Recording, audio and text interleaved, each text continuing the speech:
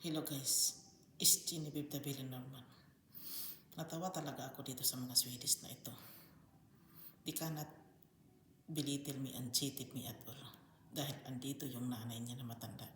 Na parang very entitled sa mga pinagagawa niya. To me ha, bakit Genevieve? Naliitan talaga yung matanda na yun to me.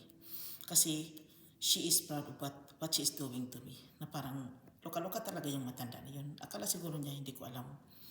Yung bahay namin, biglang nawalan ng parang kung sa ato pa na term na pupoy naman dyan imo tanong din haya naman makadiamo pagtangtang niya. She's acting like wala akong alam. Hindi niya alam. Alam na alam ko yun. Kung hindi niyo alam, pues, yung nanay niya, witch yun. Yung binanggit-banggit ko na witch. Witch na witch lang yun.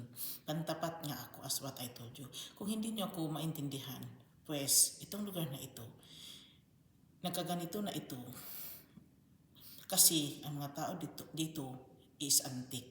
Yung intindihin niyo na lang yung sitwasyon at very antique. The people here and they are proud who they are.